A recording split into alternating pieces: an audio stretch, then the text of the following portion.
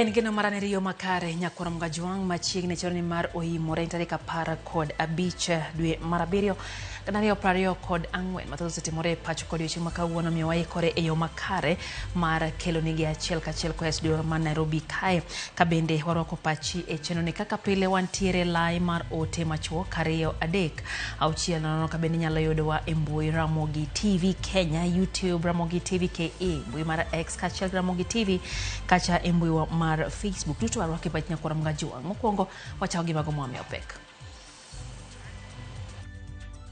We have this morning arrested the prime suspect, already identified to you guys by the Acting Inspector General.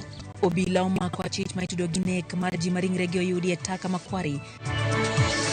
Wale ambao wanaleta pesa sijui kutoka wapi ati kujaribu kununua fujo tutawakomesha. Jatend piny Kenya William Ruto koro riwruog Ford Foundation ni ema siyo ng'anyo marawere osebedo ka bago e pacho ka.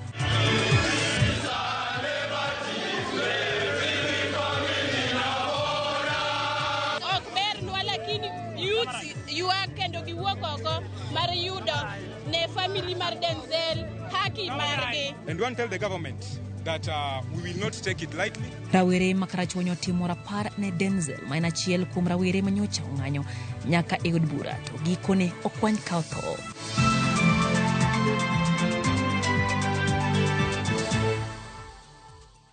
Jaloko marwa en Wilson Ochuka machiegni nyakwara mgajwang'. Nyinga Lydia Okeyo.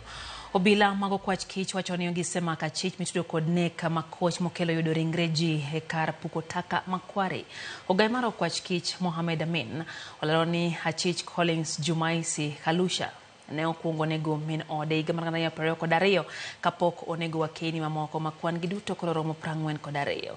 Kaka jafom mar Walter Nyambaga leronwa, penjo mathoth pod luoro wach mar nono ka jopiny dwaro ng'e adieri e wi achijno kod weche maluoro wach ringre ma imedo yudi e kar taka Makware e kaunti ma Nairobi. Collins Jumaisi Kalusha e picha mar jago mogai mar okwach kich Mohamed Amin okoni achich mitudo kod nek makoch ringre ma iyudo kar puko taka Makware e log tich mar okwach kich ma Kiambu Road. Ogai mar obila e yor kojolo Douglas Kanja kod Amin Mohamed golo twak machiwo penjo mathoth maloyo duoko kuom oganda. Early this morning at around 1, we arrested the prime suspect named Collins Jumaisi Harucha. The suspect was arrested at Soweto in Kayole sub-county this morning at around 3 a.m. Obila konegi ndhi achijno Soweto Kayole kendo dhi kode ode man Kware magikoni en mita 100 kowuok kanyo maiwite ringrego. Upon arrest of the suspect, he led our officers to his single-room rental house in Kware, which is located about 100 meters from the crime scene. Dalachiel bang' obila kone jo Kenya negedoro ndalo 21 mar timo nonro sani koro weche lokore. Kendo gikoni achich Collins osenego ji 41 magin mine moting'o nyaka min ode e higa mar 2022. Penjo en ni to bang' nego min ode, bende jodala gi min ode ne ochich ni nyargi olal kendo go lipot kobila. To bende obila ne okawo okang' koponi lipot makamano nege yudo. The suspect confessed to have lured, killed and disposed 42 female bodies at the dumping site between 2022 and as recent as last day, 11th of July, 2024. The suspect alleged that the first victim was his wife, namely Imelda Judith Khalenya, whom he struggled to death before dismembering her body and disposing it at the same site. Gigo mo obila wacho ni ne oyudo e od achijno oting'o koda kabeti motimo kal, kadi mag Airtel, simbe mag ong'we yamo, law maiye mar mine, rabo mar lwedo to koda kamano mar yunga, omwom, bag matin, selotep, tol to kod gunia e kind gik mamoko. Obila wacho ni mago nyalo bedo ni achijno tiyo gode njore mag nek. Amin koni gibiro chwale do odiochieng' makiny. Penjo mapod luoro ni to ere kaka ng'at achiel ne nyalo nego ji mathoth kamano e ode, ma ok jirendene makwarego winjo. Ere kaka ne oting'ogi kodhi witogi kar puko taka makware? Gino mokwach kich temo manyo dwoko mare. One machete that we believed was being used to dismember the victims. Obilo lero ni achijno noero wakeini kendo ne olombo gi yor kisera kendo rocho ratichgi kotiyo gi kar oko maduong' kapok okawo ngimagi. He confessed to us that with some of the victims, he was able to have carnal knowledge with some of them. Kata doko ni obila mag ofwamb kich pod okoni gidhi nyime kod fweko adieri mitudo kod achich. Penjo maduong' ma pod gidore ito oganda kanyakla kod ofwamb kich. Nito ere kaka chich ne timo tim makoch kamaendi 2022 nyaka kawuono ma ok ofwenye kata chich kode kod timbe makochgi. Walter Nyamaga, Ramogi TV. Lok tich mar DCI, Nairobi. Moko kuom jotelo mamine kotelne kod jakom riwruog Governors Anne Waiguru dwaro ni tim nonro ne ruodhi mantie alwora mag kar dak Makware kaluwore gi masira mar kwanyo ringre ji ma otimore kar takano Makware. Ka gilose kar kano ringre ma City Mortuary e bwo Nairobi, mine go oseyo mokalo nek makoch mar mine magikone koro no kwany ringre gi e ogundni. We can make sure there's some money put aside for this kind of information and this kind of arrangement, so that going forward, we can also deal with femicide and other gender-related crimes that seem to target certain gender. From here, we're also going to know, was it this one singular suspect who has done these crimes alone, or could it be a group? Those women might have been killed today, but which woman is next online? It can be me, it can be you, and so we want to say that women's lives must be protected by all means and by all costs. Kwan mar ringre moseyude kar puko taka ma alwora Makware mokoro kwanjenga ochopo apar tok ka ringre ariyo oyudi kawuono. Matimore kinde ma chenro mar bero kotele gi jabero mar sirikal Johnson Oduor ochakore ayanga kendo odhi nyime kar kano ringre ma City Mortuary. Familia mopogore opogore no ochopo kar kano ringre ma City mar luwo ndach wedegi mane olal. Ma e chal mar kar kano ringre ma City Mortuary. Lit kod kuyo nenore ayanga e lenda wang familia mochopo ka. Gino magidong godo en mana geno mar ni moko kuom ringre moseyud e kar puko taka Makware gin wedegi. Apisas mag okwach kich, apisas matimo nonro mar ringre e lo sirikal kaachiel gi jogo makedone ratich oganda oyuoro kar kano ringre no kaluwore gi chenro mar bero mochakore ayanga kotelie gi jabero mar sirikal Johnson Oduor.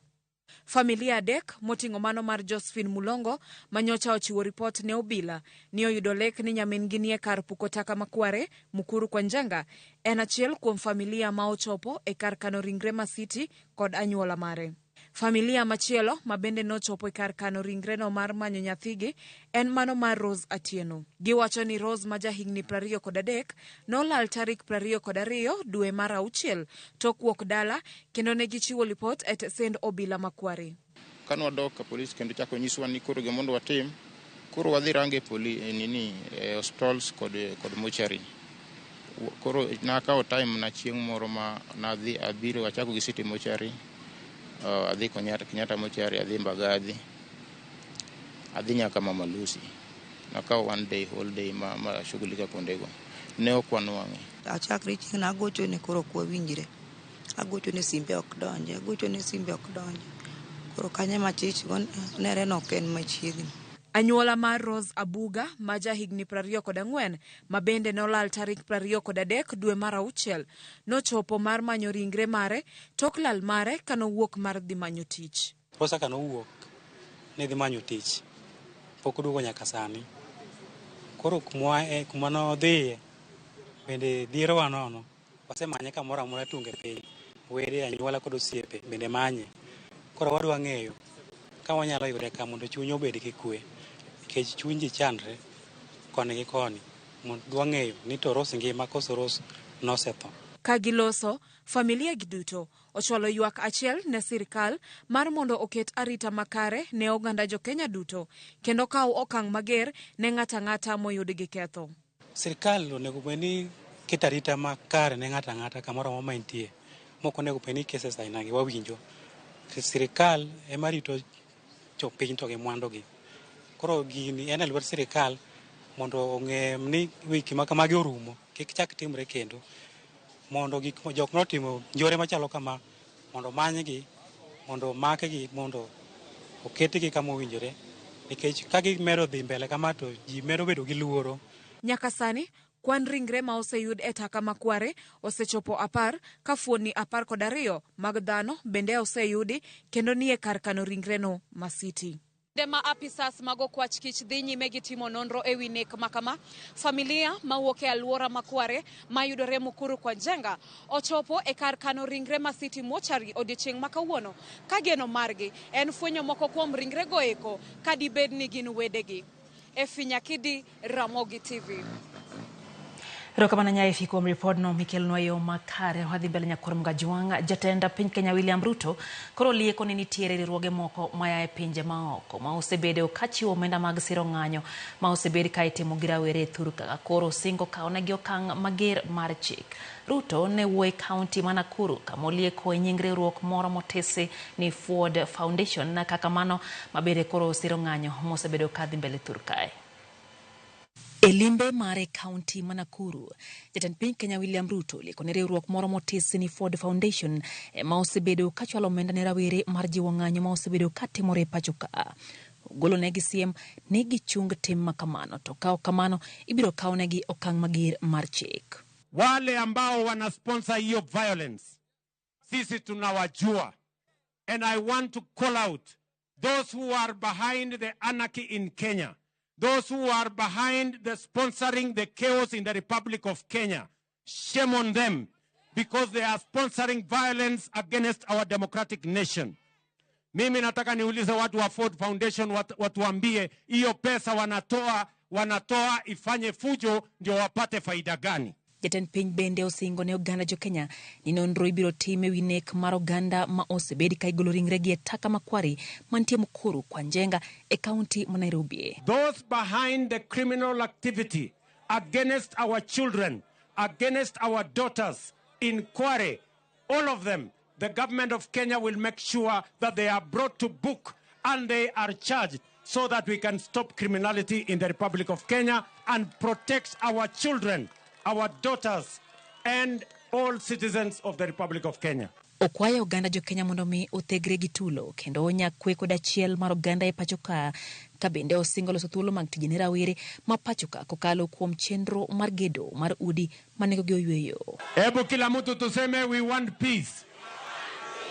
Pale kwa affordable housing hapa Nakuru tumeweka pesa ya 20,000 housing units ya hapa Nakuru. Tunahitaji vijana wa kufanya kazi pale.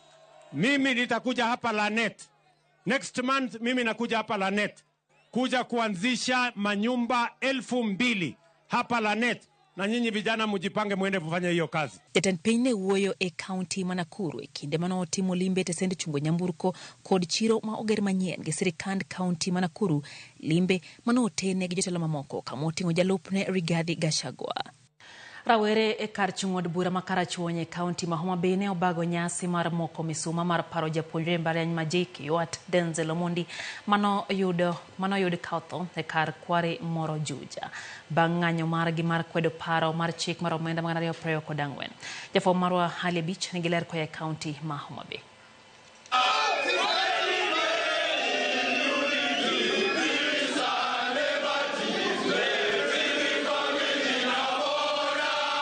Rowerego mane ochokore kar romo mar Laura Chuonyo oko mar boma ma Kindu Bay ne oting'o misuma moro kamoro e lwetgi mar nyiso kuyo margi kaluwore kod nek mar Denzel Omondi ma en achiel kuom rowere mane omuomo modonjo e od bura e kinde ng'anyo mar rowere mar kwedo paro mar chik omenda mane obagi dwe mokalo. Rowerego ma gin jopuonjre masomo e mbalariany mopogore e pachoka bende ne oting'o bandera mar piny Kenya e lwetgi ka giwero wer mar piny Kenya kata national anthem ka giparo japuonjreno. Ne gikwedo nek ma koch mar nyawadgi no kendo giseyo obila nek ma koch manotimne japuonjreno. We are here to demand justice for our murdered son, Comrade Denzel Onyango, who was murdered in a very inhuman manner in Nairobi. And we want to tell the government that we will not take it lightly. Ni wabiro kai kawuono ok nyithi skul kende an kaka ker mar nyithi skul amor ni wan nyaka gi vijana mowuok kuonde wabiro mondo wamok msoma mondo watim rapar mar Denzel ok wane tulo ok wane lweny ng'ata mane tim tulo ne kwanye kaka en owuon.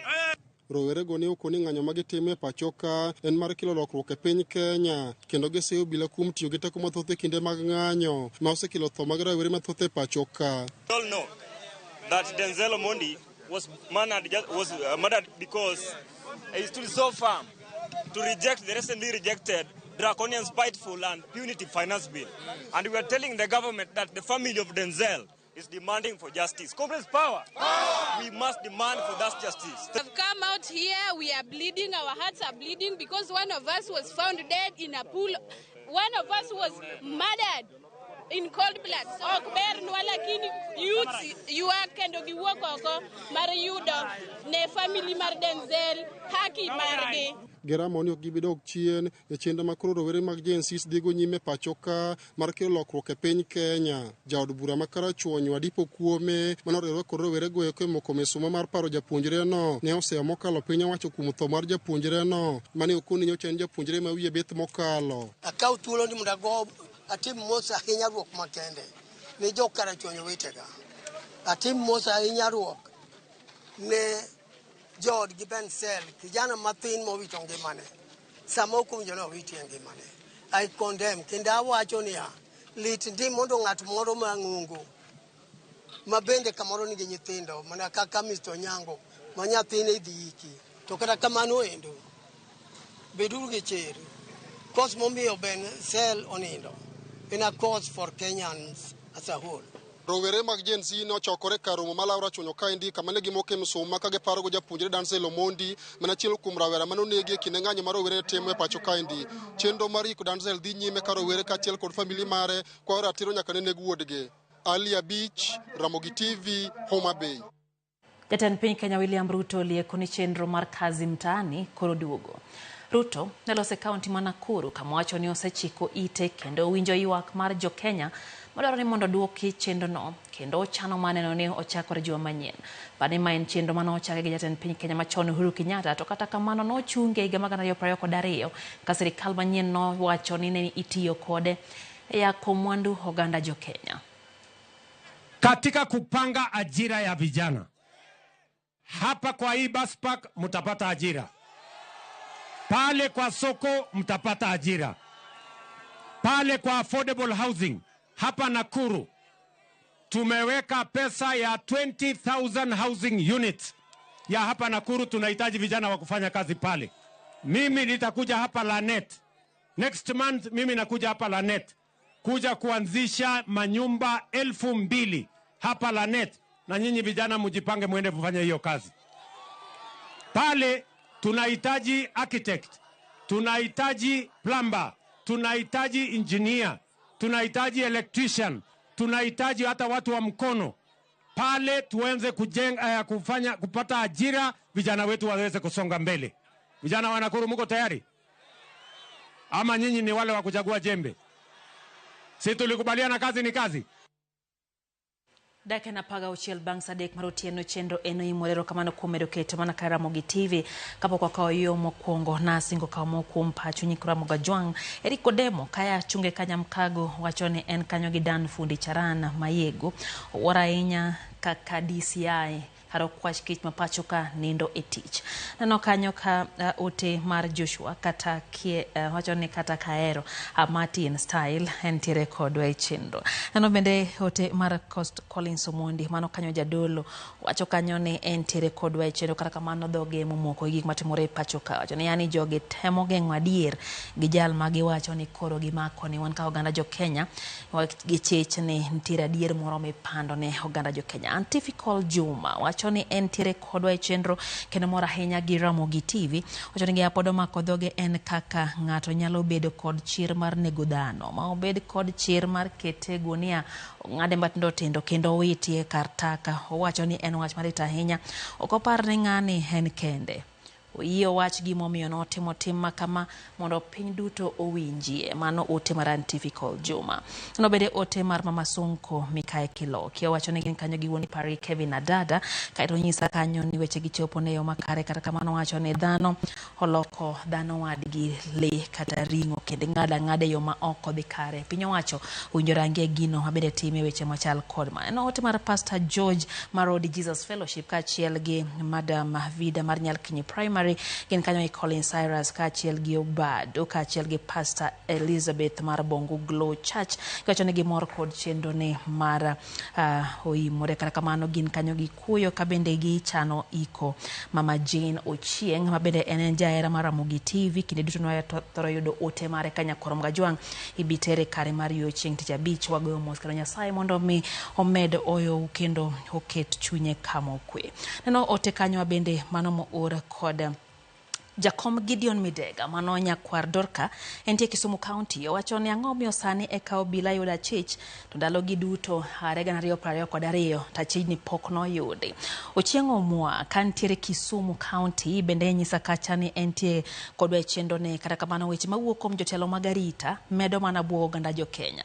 Wacho ni jadolo Otieno Gunyo okwayo joma rawere mondo mi koro oterre mos mondo mi gineni gimiyo bende sirikal thuolo mar paro ka konjo beni tero piny Kenya mbele. Min pilot mar Ndewa wacho no wora ahinya tho minego go ganda jo Kenya wacho kanyo ni en gosiep ne iluongo ni Nyar God Mesa gimora ahinya gi chendo ni mar oimore Nyakorom Gajwang thoth otegano ka jogo kata kamano thoth oganda ntiere kod kuyo kotendre gi gigo mabende mode timore pachoka. Agri Ajwang Komono wacho ni entie dala mar Kibera County ma Nairobi sirikal owek tugo kodwa ginyiswa adier e wach tho mano timore Kware. Kaito wacho ni ere kaka ng'ata achiel nyalo nego ji mang'eny machalo kamano mating' madhi witi e taka. To ng'ama nene onge nyaka bang'e yudo ka ringre koro ng'eny ye kanyo jopiny pod nigi penjo madwaro duoko mano ote mar Agri Ajwang Komoro. Steven Shatta wacho ni en Nakuru woro Kenya kako pong' gi miriambo kato be aneno kanyo ote kanyo mo or kanyo gi Monica Hakumu kantiere gwengo mag Dubai wacho ni Ramogi TV ler maratari kata kamano odwacho ni ng'atno onego kaune ondao mager mar chik mondo bende okete wacha dier kalore gi nek magalagala machal kod mano kaito wacho kanyo ni oken gima kare nego dhano e yo machal kod mano. Faith Mzomo wacho ni gik mitango ne oganda gi gin gik ma jopinyo ok oyiego. Wacho ni kik polis tem buogo ji gi nonro ma ok rum ng'ato nyalo neko higni gite to pok no kaune atua kaito penyo ni kwani odak e piny mane. Wacho ni sirikal nyaka ng'ene ngima dhano oken ngima mar tugo kendo kunjo kelie mela. Nyakorom Gajwang mago moko kuom ote thoth oganda jo Kenya dhogi moko tenre kod ringre dhano mabende no kwany Kware kaka no medo singo ni medo wangi kendo iti wamedo nyisi mago matucho e kuondego mabende weche go dhi mbele. Main rawimore kikidhi mabora do kod mathoth.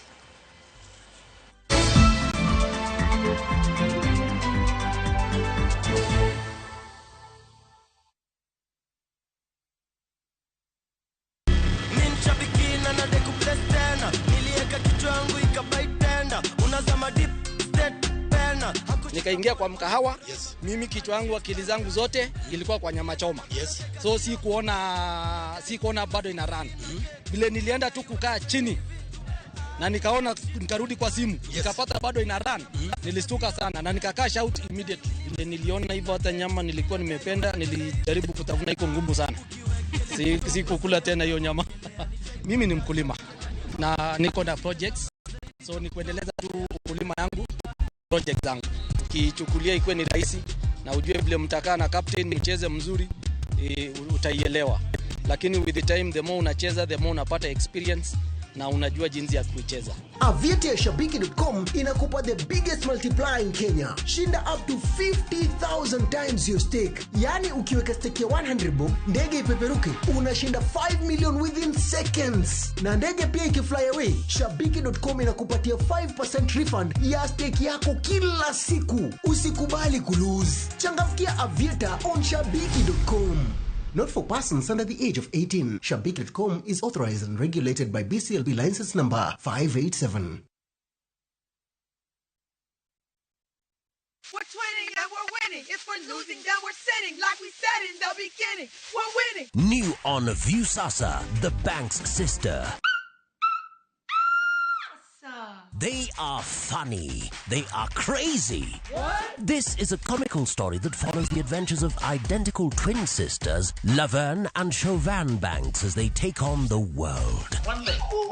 With a group of witty and unapologetic friends, they clumsily navigate through the highs and lows of girlhood. Capiche? But are they really ready for what is ahead? Enjoy this entertaining sitcom of the bank's sister act, only on Viusasa. We know.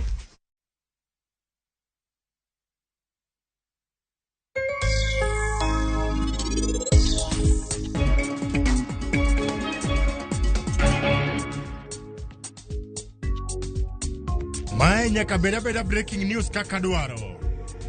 Adwani Joanena onegi mora mora.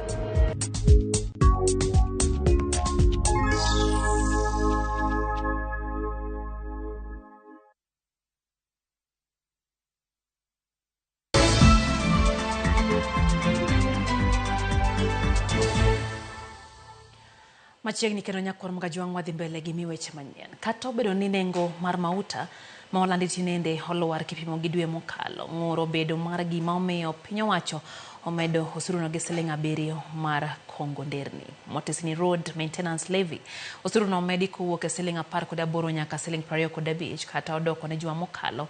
Jo-Kenya nokawo pachgi ka thothgi na ywak ne ok gimor gi osuru ma kamano. Jafwambo marwa Sharon Ong'ao nitiere kod ler. Elendo margi magichiwo chien tarik 14 mar dwe ka dwe. Duol mar EPRA nende ne olando nengo modhi manyien mabiro tayo piny Kenya kinde thuolo mar dwe achiel mabiro. Nengo petrol nolwar piny gi siling' 1, diesel nolwar piny gi siling' 1.50, ka nengo mar mauta mar taya nolwar piny gi siling' 1.30. Nengo mabiro ringo kuom thuolo mar dwe achiel nyaka chien tarik 14 mar dwe mar aboro.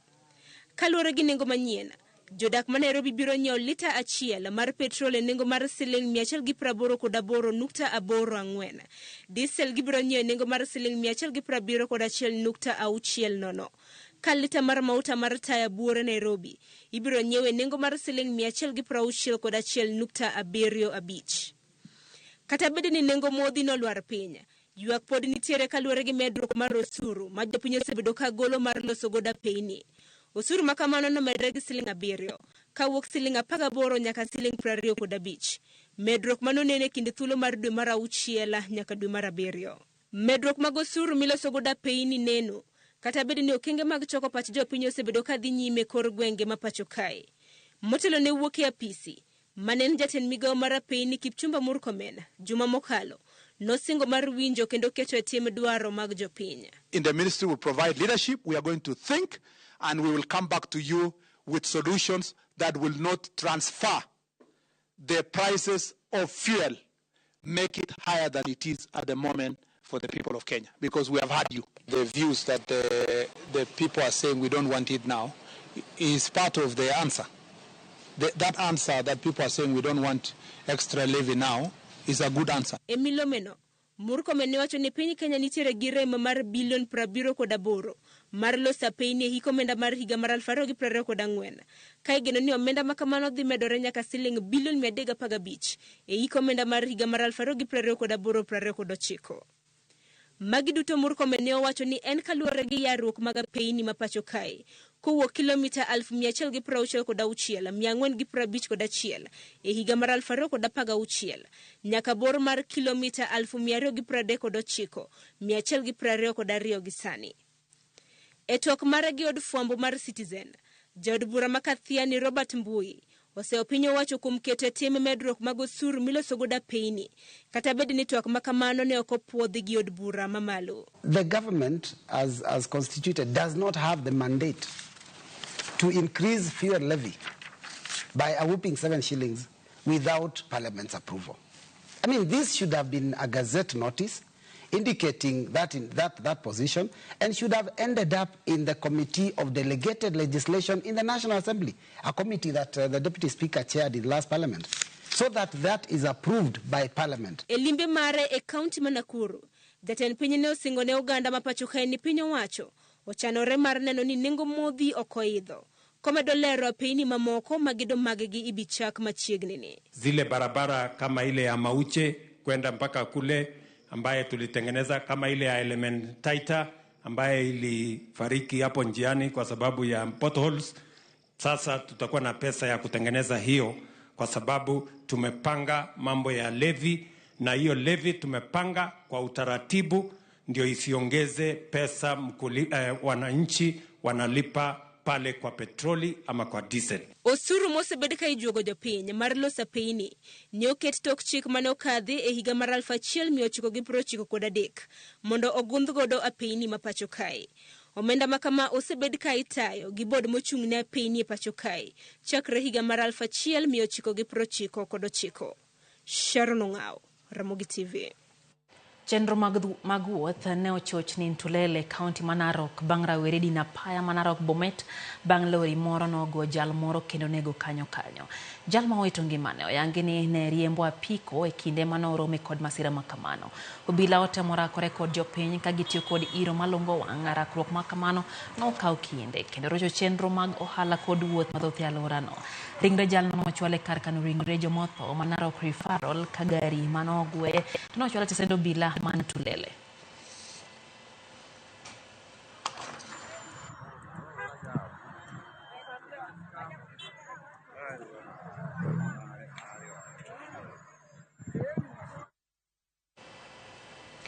Jopuonj mag junior secondary county ma Migori geto tiyo machiegni kod migao mar somo e bwo piny owacho mar county ma Migori mane ni jopuonjre mag JSS otiyo kod kuonde tiegruok mag tije mag lwedo ma ong'ere kaka vocational training centers, sombgi e mamoko. Mabiro e kinde ma skunde mathoth mag JSS onge kod gi tiegruok makare kaka laboratory kod mamoko. Nok mar gige tiegruok makane jopuonje mag junior secondary osebedo achiel kuom gigo mosethiro chenrogo mag somo e skundegi. Jopuonj mag junior secondary osebedo ka ywak nok ginyal chiwo tiegruok makane jopuonjre nikech nok mag gige somo madwarore. Kaka okang' mar neno ni jopuonjego mag junior secondary yudo tiegruok makare, jopuonje mag junior secondary ka okalo kuom riwruok margi e kaunti ma Migori koro geto tiyo machiegni kod piny owacho mar kaunti ma Migori ka okalo kuom bad migao mochwechego mag tiegruok mag tije lwedo ma ong'ere kaka vocational training ma chiwo tiegruok makare ne jopuonjre. Koro wakwayo ka the county government can help and incorporate through the Ministry of Education to realize this. It can be a dream ma jowa duto te biro morgo nikech nyithindo gi koro watiego gi e yo midwaro. Machalo kaka labs pok oger to ma king'ini en tiegruok. Koro gapni gineno ni ka watimo kodgi twak to Migori County Government nikech en gi vitex mabeyo e Kenya ka mangima, actually among the abich motegno e Kenya mangima.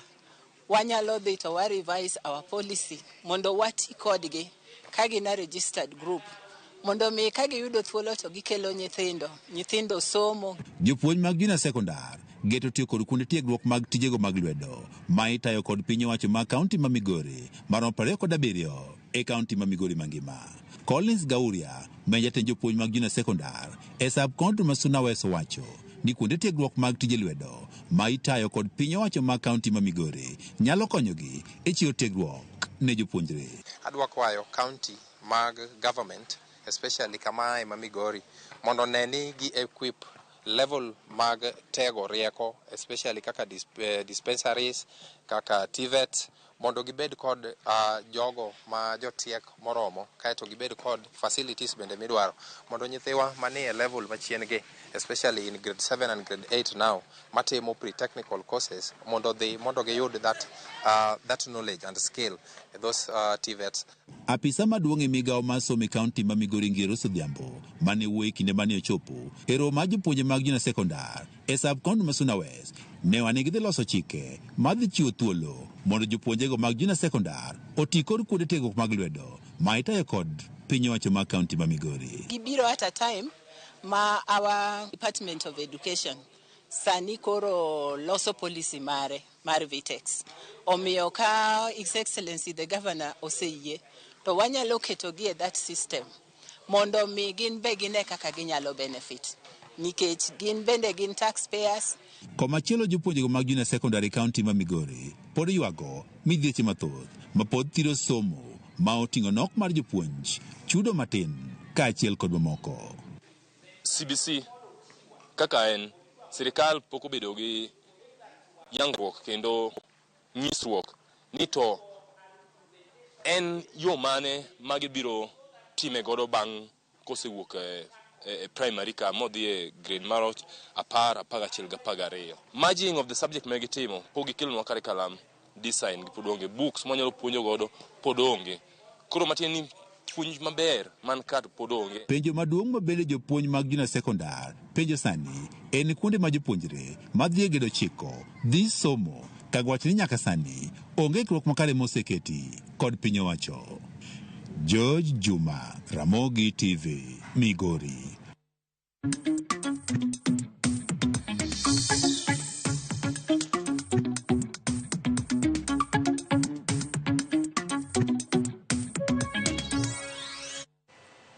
Moko kuom joriemb nyamburko mag taxi matiyo kod mbui obago ng'any boma Nairobi ma sundo kembe maggi omednegi yuto e chudo ma ichulo gi jowuoth.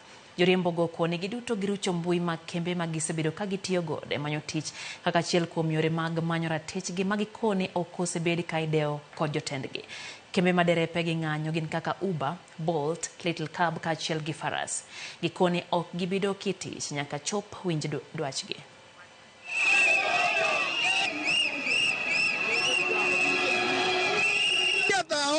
Unapata mtu ni civilian ako hapo anakuambia leta ngiri 10. Kwani ulikuwa umemwekea hiyo ngiri 10 anakuitisha? Alafu kidogo tu hivyo akikupa pesa, unapata mtu akaja amekuja hapo anaingia kwa gari yako anakuambia present bidders. Kwa pesa wanakata commission 18%, wanatufungia accounts, wanatuharas, tunatembea usiku tunafanya 24 hours ndio upate 500, imagine. Alafu wanatufungia, ukilalamika kidogo wanakufungia account, imagine. Sasa sisi tunauliza, sisi walikuja Kenya kutunyanyaza ama kutuinua? Sisi tunataka watupea haki yetu. Kazi na ile pesa unapata ni ya mafuta peke yake, na mwenye gari anataka pesa yake. Kwa hivyo kitu yenye tunaomba serikali tusikize saa hii tunasema turudi kazi kama utusikizi. Na kitu yenye imetusangaza ni kwa sababu wameita maaskari waweke uzizi kwa kazi yao, hawatushughulikii sisi wenyewe. Piem mar tuk punda mar shikisha mili na euro oruma yanga kawuono kama jaloch Rogers Ochieng ema opodhi bang' loyo kendo yudo omenda mar siling milion 1. Tugono mosetimre kuom dwe achiel osekelo loch ne jotugo mathoth ma kwan omenda duto ma oselo chopo milion 3. Jaloch nyocha loyo siling 50,000 pile ka pile kod siling 250,000 juma ka juma. Jotuk punda tiyo mana gi siling 49 kuom tugo ka tugo. Sasa leo ndio tutaka kufanya grand draw. Leo mtu ashinde milioni yake. Namba ndio hiyo sasa hapo. Haya, so to run draw. Piga hiyo draw. Wala la la la la la la. Usipane bado bado. Wala la la. Natetemeka. Lazima mashabiki.com ni yani pesa unapatiana. Kwa hivyo kama join please, wewe fanya maneno. Namba ndio hiyo hapo sasa unaiona. Bila shaka namba inaanza pale 0 7 4 2 hizo zingine zitawapatia. Alafu inaisha na 988. Kwa hivyo mshindi wetu wa milioni 1 ni 0742 988 mwisho. Mshindi wetu anaitwa Rogers Ochieng. Huyo ndiye ameshinda grand prize ya 1 million. Tunasema yani hapa mambo ni simple. Ilikuwa tu ni shabiki.com shikisha mili na euro na hiyo mili imeenda. Kwa hivyo bado jackpot bado iko pale. Super jackpot. Yes. 10 million. Over 10 million. Over 10 million. Game ni kama ngapi hapo? 15. Alafu kumbuka pia ukipata 12 bonus. Kuna bonus nono za nguvu.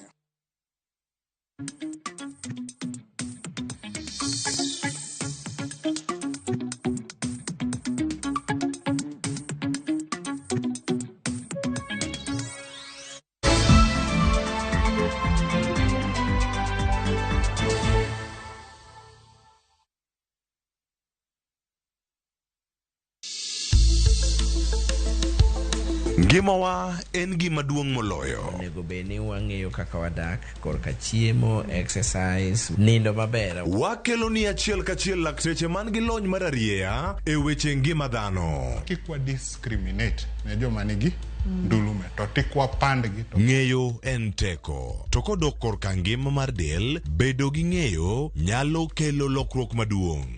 wacho ni kendo Ruth pile ni e penj laktar kaindi chiemo watiyo godo mondo wageng tuoche. Wabiro wuoyo gi ji e yo mabiro mulo chunyi kendo miyo pachi yawre. Obwongo gi del gin ga gigo motimre nade moriwore. Koro gimipidho obwongo mari luwore gi gino mipidho dendi. Riwri kod Ruth Otieno e penj laktar. Wuok tich nyaka tich abich saa 12 odhiambo mane Ramogi TV. Penj laktar. Ngima en mwandu.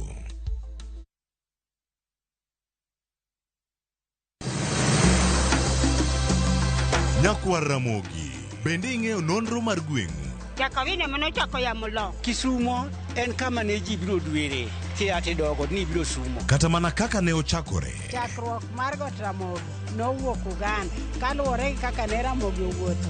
Tich ariyo ka tich ariyo, Millicent Adhiambo. Machiegni e chendo mar ng'e gwenge wakatielo makawuono wakelo ni nonro mar gwenge yo Koloni kendo mi lere nyinge chakruok kachiel kod humb gwenge mopogore. Kisumu nowuok kuom nying mar Kisuma ei manyaka kaendi humbe landore kod ang'owa. We wawinj anena. Saa 3 otieno mana Ramogi TV.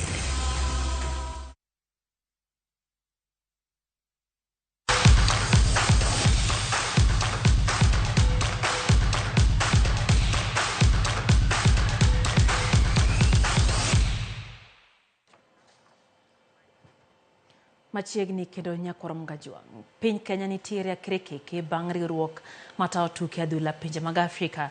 Umoy gi piny kendo lero ni onge alap manyalo bago tuke mag adhula e rang'iny mar CAF gi FIFA e thurka.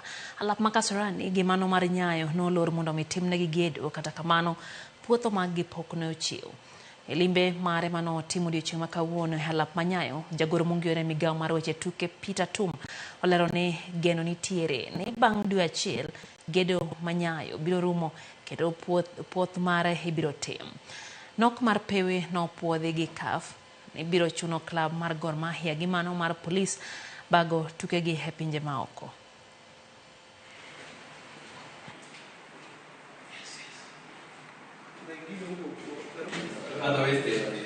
This is it. The locals are offering quality standard. Just improve the life. We don't have any cause for an alarm. The inspection team were happy that we are on course. Now we have come up with a program that they are going to send to us after the discussions that we had from Friday to yesterday. And in that program, it would be like a checklist on what we've agreed upon so that we have a follow-up periodically as we proceed. And remember, we had closed this place for us to ensure that we are ready for any qualifier matches that we needed to play, for any assignment that CAF will be able to give us. Jatugo ma Kenya pod medo mole boma ni Miramas milambo mar piny mar France kama Kenya ogoye tach motelo ne tuke mag Olympics mibiro bagi boma Paris. Jabatong Julius Yego dhi nyime gi timo rako e lap ma Miramas bang' yudo thuolo mar tugo tuke mag Olympics. Yego mapok obedo gi tuke maber igane lero ne ikruok mare dhi makare ka ogeto timo maber e tuke mag Olympics. Kinde manoyore tuke mag Kipchoge Keino, jatugo no noyudo hinyruok, kata kamano lero ne sani dende ni maber.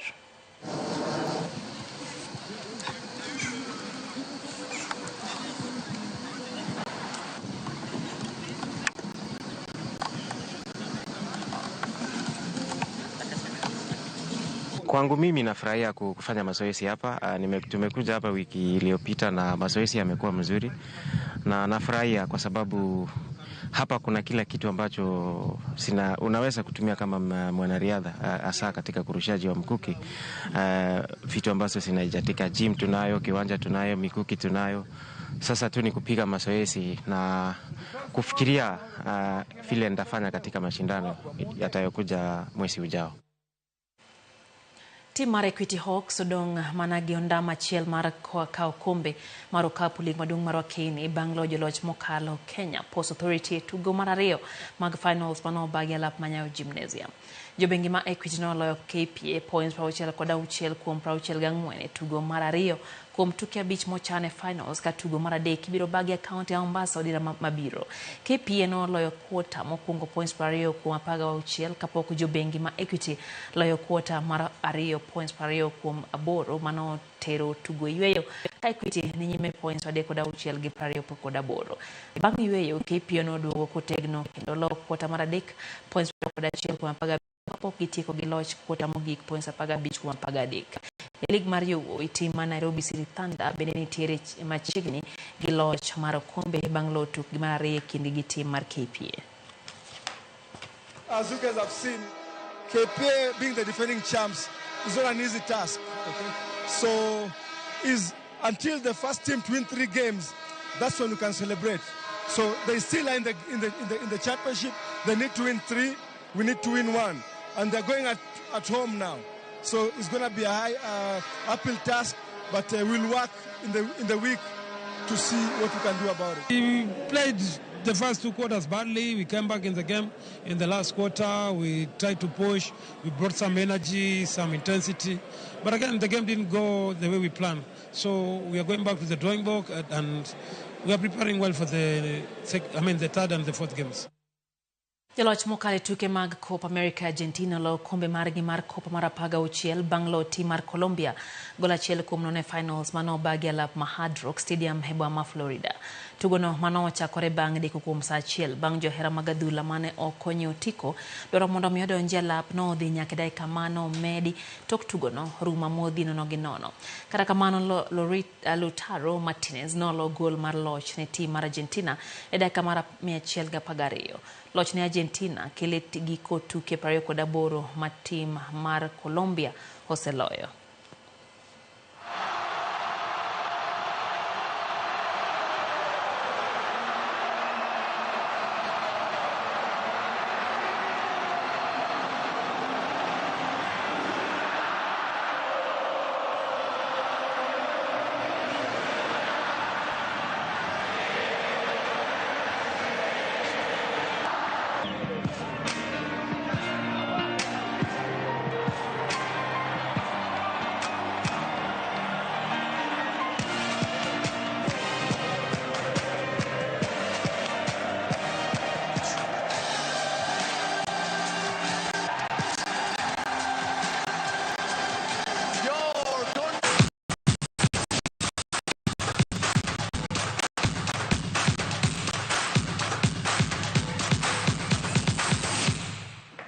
Kikanye mwateke chendo maro yimore nyakoromuga jwangelo kamano ku makete mana kaira mogi TV nano kanyo ka watie kaino ka Perez Owili wachone entiere kodera kaito wachone Ramogi TV yo makare gimoworo ni dhano koro lokore kengo jowadgi kale. Nano otebede mara mwalimu Jael gi mwalimu Bernard Kanti gintiere Migori County gen kanyo Mikaya gi wachone gimora ahinya gi chendo ne mar oyimore. Maureen Akula wachone entiere Tanga. Oja woro kaka inego nyethi Kenya kendi keto mane ogunde Faith na anenika chain bende wachone mora ahinya gi chendo ne masane. Mandela Oniala wachone entie Kibiri Ward oneno Ramogi TV yo makara gi familia mare penjo machande enita chijne. Haya, erokamano ahinya kuom ote mari wachone kwayo ni en joma chalo kamano okunyore obedi e piny kae. Erokamano kuom ote mari. No bende ote kanyo mo ora gi Mark Aluga en jopeng' achiel kende ma Bom Center wachone no yo makare en tire kodwa nyaka ne wachake nyaka koro wachopo e giko mar cheno. Stephen Otiwa mwalimu bora neni kacha in bende wachone entie Sindo Suba ka en kanyo gi jaodi Carol Steve kaito gi nyari Lovelyn Faiza kachiel gi Trevor Otiwa mano wuodi wachone mora ahinya gi chendo. Lisho Chola kantie Mombasa wachone en live kendo loud and clear. Ivan Songaro kantie Kochia Kandito wachone en bende mora ahinya gi chendo kama na Evans. Paulina Odindo wachone en kodwa Ibrahim kantie Rongo Migori County bende aneno hote mara Haireniv Ombunga kantie Palakoguta. Florence Cartel wacho kachane ngato tugo kodwa kamoro kako ganda jo Kenya wach mara chichno okwaye kata matin kaka jo Kenya nitie tugo moro mitugo kod mano ote mar Florence Cartel. Eno bende japesa Wangelando wacho ni entiere kanyo kama iluongo ni Anako Kadema Otiang Peter erokamano kuom ote ni. Shaz Nyar Misango kantie Kasarani Santon neni kacha kaita Kusha Otieno kantie Wendo Dala. Edwin Amoth bende wacho ni NTA Isiolo. Vincent Kajomo kantie Gemrai Sub Location Nyakach Ward Nyakach Sub County wacho ni en gino bende omako chuny oganda jo Kenya kaka oganda inego eyo magalagala kendo nyaka sani ok ong'e ler mare. Simon Ongue wacho ni NTA kodwa e chenro kanyo gi jaode iluongo ni Simpros. Amoke Fred Jakusa bende wacho na chicha koro oluongo jowetene mondo ng'ene to neginego ji ka gin ji adi to ne gitime nang'o. John Waweru Ouma wacho ni entiere kodwa koya Sindo Mwalo. Wacho kanyo ni ng'ano chal ka gima ne timo gimoro kanyo gi dend dhano. Steve Nyakwaragai bende wacho ni en bende entiere kodwa e chenro. Aneno bende ote kanyo mar Benta Charles wacho no kete mana kanya ka giko nyaka no achake pod entie kodwa kata kamano wach tho gi nek mar oganda. Pod omako dho oganda jo Kenya entiere Karen e buore Nairobi. Harry Smart Move wacho ni entie gwenge mag Rinya Awendo. Wacho no mora ahinya gi chenro kaita no ote mar Ogango Hesbon bende wacho no wuoro ka Kenya tinde chalo. Wacho ni magi gi nek moganda ok owinjo bed ni yie godo. Ino Sanguka wacho ni en bende weche gichopo ne makare Mombasa kumoro ni Bombolulu kaito wacho ni weche ne komako dho oganda jo Kenya. Chamberlain Neville wacho ni dhano oselokore lema koro dhano nego mana dhano wadgi Nyasaye koro nego me obana piny odhigo mano Chamberlain ote mare. Convince Opondo wacho kacha ni en bende entie kodwa e chenro wacho ni amen gi Karanja nyaka duok penjo moko. Haya Zadok Clifton wacho ni Ruoth Nyasaye omed rito oganda jo Kenya mano bende ote mar Nyakor Magajwa Mohamed Malamo ne piny Kenya kesa yena monda ngade gi kanyo erokamano kuom ote duto mi oro ma ok wasomo kawuono kiny bende no amed some chenro moko mago mana e Ramogi TV. Hello team mokonyo wana ne weche gichopo ne yo makare wagoro kamano kuom ket Ramogi TV kinde duto ne wan kacha gi Ken Muga kachiel gi Jay Bonye ne zon kocha gi reporters mago duto wagoni erokamano. Studio ka wasebedo gi Lacey Simani kachiel gi team mare jaloko marwa osebedo Wilson Ochuka. Unenda makare nyinga Lydia Ukeyo.